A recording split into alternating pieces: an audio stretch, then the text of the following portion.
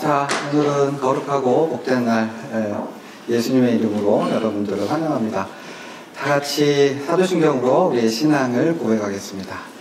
전능하사 천지를 만드신 하나님 아버지를 내가 믿사오며 그 외아들 우리 주 예수 그리스도의 이는 성령으로 잉태하사 동정녀 마리아에게 나시고 본디오 빌라도에게 고난을 받으사 십자가에 못 박혀 죽으시고 장사한 사흘 만에 죽은 자 가운데서 다시 살아나시며 하늘에 오르사 전능하신 하나님 우편에 앉아 계시다가 저희로서 산자와 죽은 자를 심판하러 오시리라. 성령을 믿사오며 거룩한 공예와 성도가 서로 교통하는 것과 죄를 사하여 주시는 것과 몸을 다시 사는 것과 영원히 사는 것을 믿사옵나이다. 아멘. 살아계신 아버지 하나님, 그 은혜로 인하여 이렇게 모여서 주님 앞에 예배를 드립니다.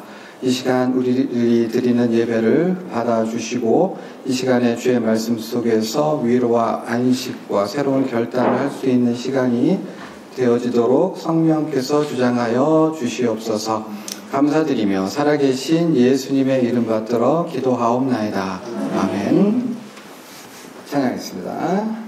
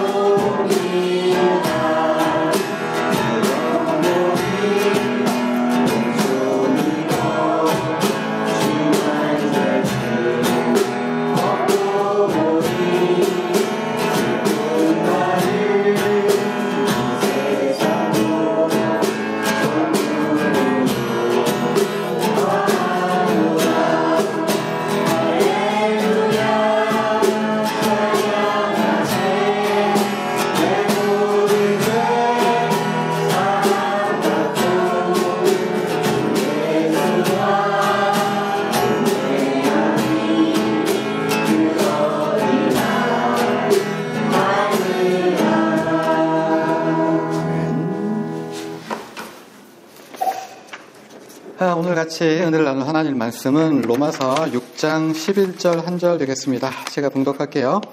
이와 같이 너희도 너희 자신을 죄에 대해서는 죽은 자요 그리스도 예수 안에서 하나님께 대하여는 살아있는 자로 여길지어다. 아멘. 로마서는요, 사도 바울이 로마에 있는 성도들에게 보낸 편지입니다. 그래서 로마서, 그러니까 좀 딱딱하고 어려운 교리서라고 하는 로마서를 좀 쉽게 이해하려면 그 당시 편지를 쓸 때 사도 바울이 어떠한 상황이었는지, 그리고 이제 로마 교회가 어떠한 상황이었는지를 이해하면 조금 이제 쉽게 다가올 수 있지 않을까 싶습니다. 먼저 바울을 한번 생각해 보죠. 바울이 이 로마서를 쓸 때 바울의 나이가 한 60세 정도 됐던 걸로 보여요.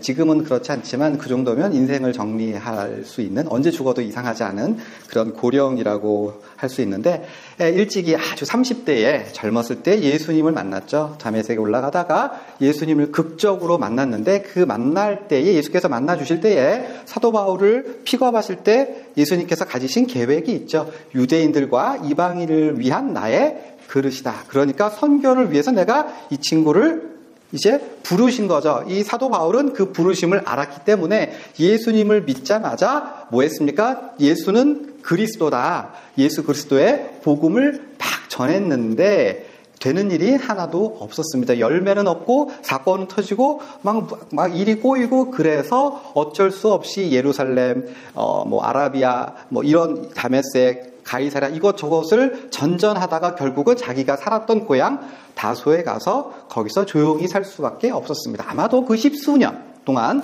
좌절감이나 아니면 고통스럽고 외롭고 그랬을 것 같아요. 내가 이러려고 예수를 믿은 게 아닌데, 그때에 이제 바나바라고 하는 사람이 다소까지 찾아갑니다. 그래서 안디옥에 교회가 개척되었는데 가서 우리 공동 목회를 해보지 않으련, 그 초대를 받아서 이제 사도 바울이 다메섹에 가죠. 그래가지고 밥도 먹지 않고 물도 이제 잠도 자지 않고, 물론 성경에는 잠을 안 잤다 그런 얘기는 없지만 그동안 한을 풀듯이 전심전력으로 열정적으로 안디옥 교회에서 사역을 했고요. 딱 1년을 사역을 하고 나니까 그 안디옥 교회가 신앙적으로 아주 든든하고 튼튼하게 세워졌어요. 아무나 다 야, 구원이 뭐야? 복음이 뭐야? 어떻게 살아야 돼? 예수 믿는 사람 윤리가 뭐야? 할 때에 모든 교인들이 완벽하게 복음의 진수를 이해하게 되었단 말이죠. 그러니까 온 교회가 든든히 섰을 때 성령께서는 안디옥 교회에 사명을 주십니다. 뭐라고요? 너희 지금 공동 목회를 하고 있었던 바나바와 바울을 따로 세워라. 그래가지고 이 안디옥 교회가 적극적으로 기도와 물질로 후원을 해주고, 그때부터 사도 바울은 1차, 2차, 3차에 걸친 선교 여행을 하게 됩니다. 그래서 정말 눈부신, 다음 페이지 열어주시겠어요?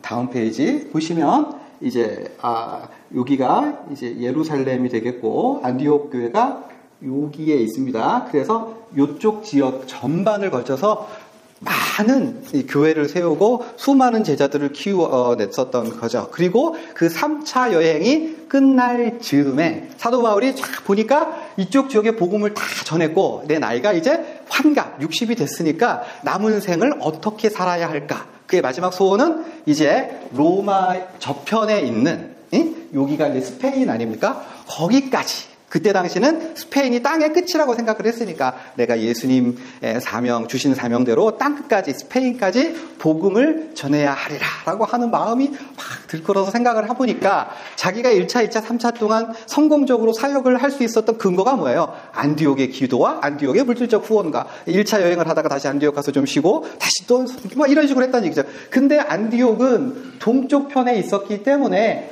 이쪽 로마 저쪽 편으로 복음을 전하기 위해서는 새로운 전도 기지가 필요했으니 가장 적합한 전도 기지가 어디겠어요? 로마 제국에 위치한 로마 교회가 되겠죠. 그래서 사도 바울의 마음속에 무슨 마음? 이 로마 교회에서 나를 기도로 물질로 선교 지원을 해줬으면 좋겠다라는 마음을 가지고 이제 로마 교회를 보게 된 거죠. 네, 여기까지. 이제 사도 바울의 인생의 상당한 부분을 봤는데, 이제 설교 그 내용은 아니지만 사실은 사도 바울이 눈물로 이제 복음을 전한 곳이 이곳이 아닙니까? 그리고 로마를 기점으로 해서 동쪽으로, 서쪽으로 복음을 전하기를 계획했는데, 이제 사도 바울에게는 좀 안 됐지만 지금 시점에서 보면 이 사도 바울이 복음을 전해서 세워진 교회, 많은 교회를 세웠는데 지금은 대부분 다 이슬람교로 돼 있고, 그리고 사도 바울의 바람과 달리 로마 교회는 복음의 전초기지 역할을 못했던 것 같아요. 이제 가서 복음을 전하지 못하고 이제 네로 황제 때 이제 순교를 한 걸로 보이는데, 그러나 그렇다고 사도 바울이 모든 그 눈물과 땀과 헌신이 헛되었던 것이냐? 아니죠.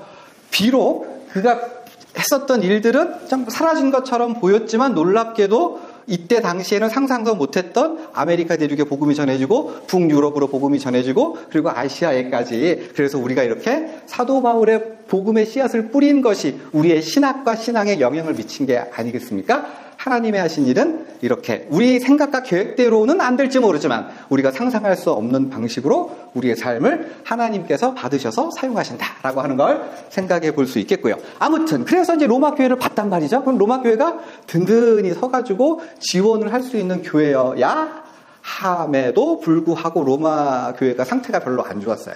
여기 사연이 있어요. 이제 로마 교회는 누가 세웠는지는 잘 몰라요. 베드로도 안 세웠고 사도 바울도 안 세웠고 누가 세웠는지는 잘 모르지만 모든 이 초대교회, 처음에 교회가 생겨났을 때가 다 그러하듯이 유대인들을 중심으로 해서 이제 믿는 사람들이 생겨났던 거죠.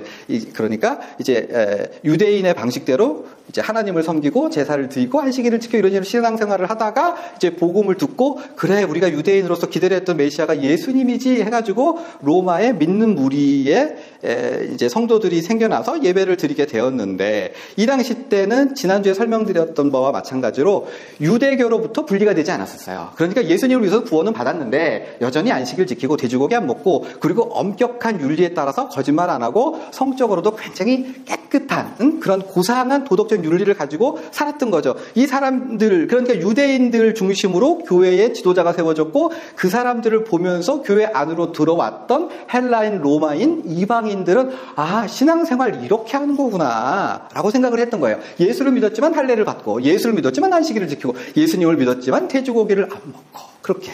그래서 신앙생활을 열심히 해서 별 문제가 없었는데, 글라우디오라고 하는 황제가 AD 49년에 야, 로마에 있는 유대인들은 다 지방으로 내려가. 로마인들, 유대인들이 있으면 다 체포될 거야 라고 했던 거죠. 그러니까 로마에서 신앙생활 열심히 했던 유대인들은 눈물을 흘리며 이제 우리 주님의 은혜에 여러분들을 맡깁니다 라고 하고 그 교회를 떠났던 거예요. 그러니까 이 로마 교회는 누가?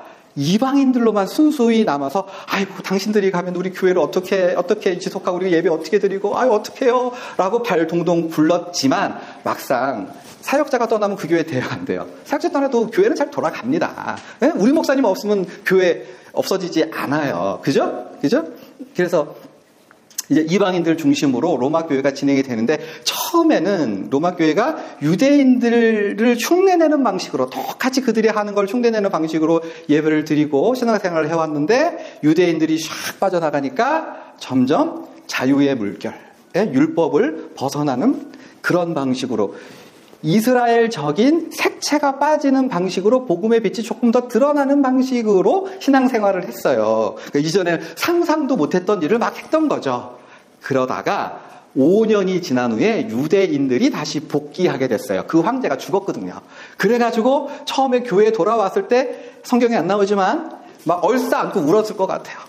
고생 많이 하셨습니다. 우리가 이제부터 힘을 합쳐서 예수님의 선교도 하고 열심히 신앙생활 합시다. 기도도 열심히 합시다. 뭐 이러면서 껴안고 엉엉 울고 밥 같이 먹고 이제 신앙생활을 같이 하게 됐는데, 얼마 가지 않아서 심각한 문제가 생길 수밖에 없었던 거죠. 왜요?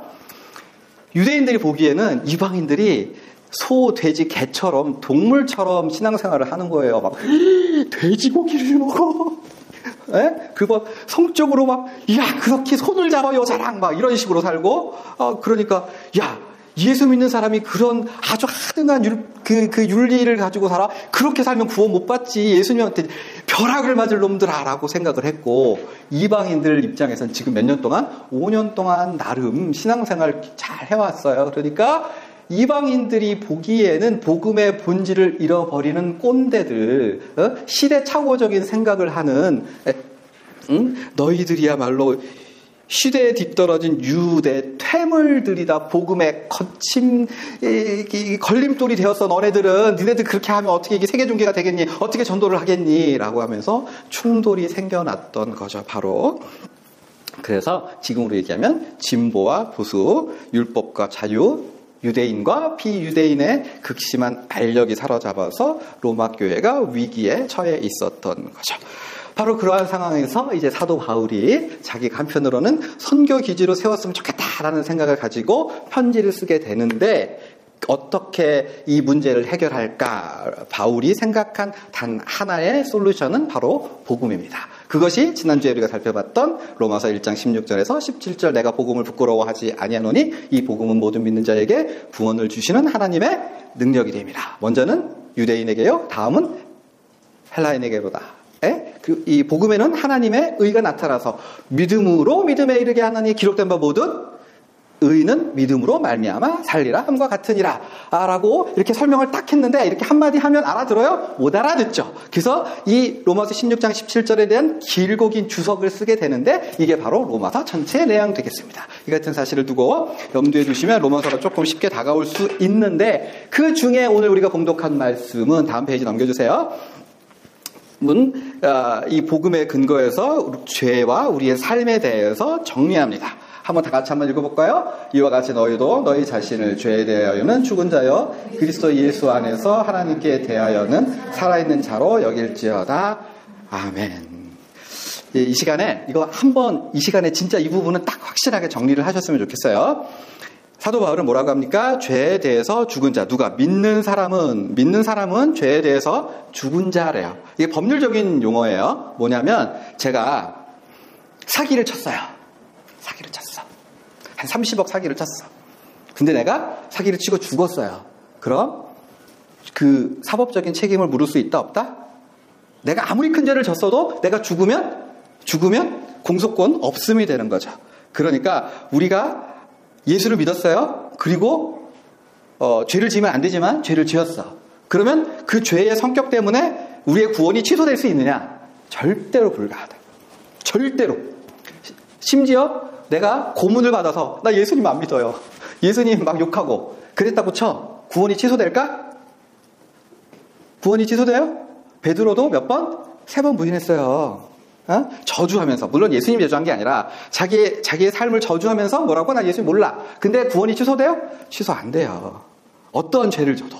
왜냐하면 우리가 세례를 받을 때 예수님의 죽으심에 합해서 죽었다. 다른 말로 우리가 장례식을 치렀다는 얘기예요. 나는 이미 죄에 대해서 어떤 사람? 죽은 사람. 그러니까 내가 죽었다 깨어나도 어떤 죄를 지어도 내가 살인을 하거나 스스로 목숨을 잃게 하거나 뭐 기타 생각할 수 있는 아무리 폐륜적인 죄를 물론 지으면 안 되지만 근데 아무리 인간이 생각할 수 없는 극단적인 죄를 지어도 예수님이 우리를 위해 대신 죽으심 때문에 그 죽으심의 공로로 인해서 우리가 어떠한 일을 해도 예수님의 공로를 뒤집을 수 없는 까닭에 우리의 구원은 취소가 안 된다라고 하는 거죠.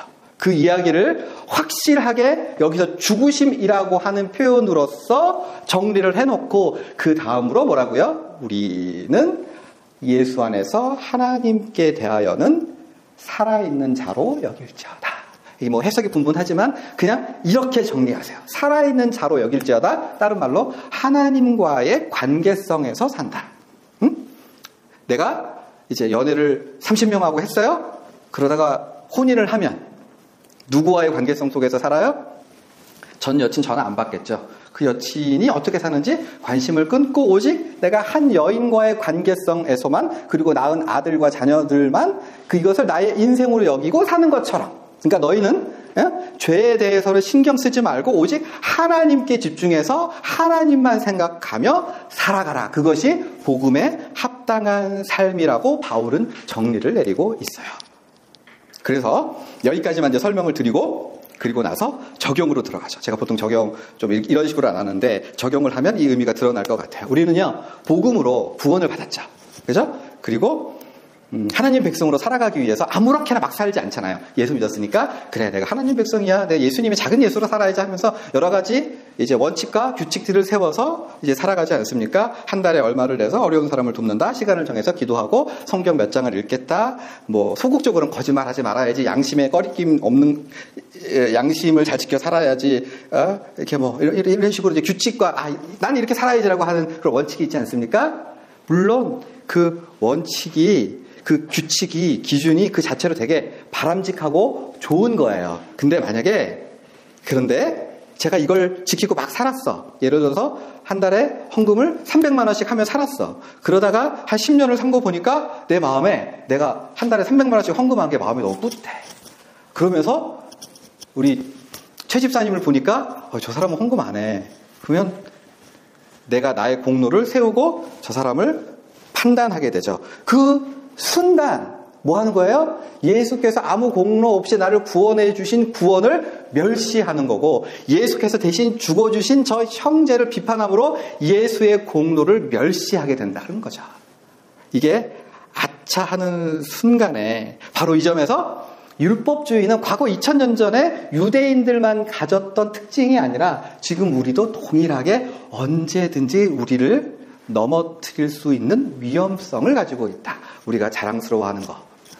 내가 이런 사람이지, 내가 이거는 했지, 내가 다른 건 몰라도 내가 새벽 기도에는 나갔지라고 자부심까지는 오케이. 하지만 그게 자만심이 되고 남을 비판하는 근거로 작용할 때 정확하게 율법주의가 되는 거죠. 그래서 그렇게 살지 아니하도록 우리에게 주신 말씀이 오늘 본문에 하나님께 대하여 살아있는 자로, 오직 하나님께 집중해서 하나님을 바라보며 하나님에게 인정받는 것, 이게 진짜 하나님 기뻐하시는 일인가의 근거에서 이 중심을, 근본을 놓치지 말고 살라. 하나님과 그 하나님의 은혜에 집중하여 살라. 진짜 설교를 정리합니다. 우리는요, 항상 이 규칙과 원리, 기준을 세워서 살아갈 수밖에 없어요. 우리 말로 딱 성문으로 써놓진 않지만 예배 시간에 껌 씹지 말라라든가, 쓰레빠 신고 오면 좀 그렇지, 반바지 입는 거 그렇지, 나시 입는 거 조금 민망할 수 있어. 알게 모르게 조금씩 다 모든 부분에 있습니다만, 그러나 그 어떠한 기준과 원칙을 가지고 살든지 간에 그것 자체는 약간 말랑말랑하게 바뀔 수 있는 거고, 그리고 그 모든 것 위에 예수님께서 우리를 값없이 구원하여 주신 구원의 은혜에 집중하는 것으로서만 의미가 있음을 잊지 않고 살아라. 주 예수 그리스도의 은혜를 우리의 중심에 세워놓고 그거를 멀어지거나 떨어지면 마치 당장이라도 죽을 것처럼, 아기가 엄마 떨어지면 으야 하고 우는 것처럼 그렇게 간절한 마음으로 너희가 인생을 살아가라. 에? 그런 은혜로 살아가는 저와 여러분 되기를 바랍니다. 아멘. 기도하시죠.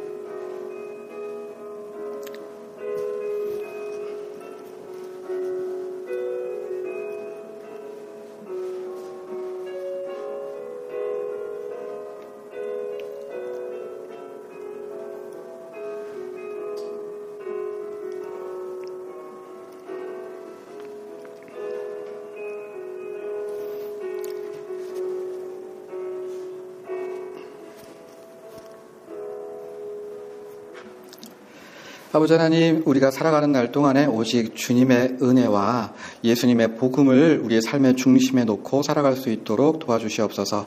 예수님의 이름 받들어 기도하옵나이다. 아멘. 하늘에 계신 우리 아버지여, 이름이 거룩히 여김을 받으시오며 나라가 임하시오며 뜻이 하늘에서 이루어진 것 같이 땅에서도 이루어지이다. 오늘 우리에게 일용할 양식을 주시옵고 우리가 우리에게 죄 지은 자를 사하여 준 것 같이 우리의 죄를 사하여 주시옵고 우리를 시험에 들게 하지 마시옵고 다만 악에서 구하시옵소서. 나라와 권세와 영광이 아버지께 영원히 쌓옵나이다. 아멘. 예배를 마쳤습니다.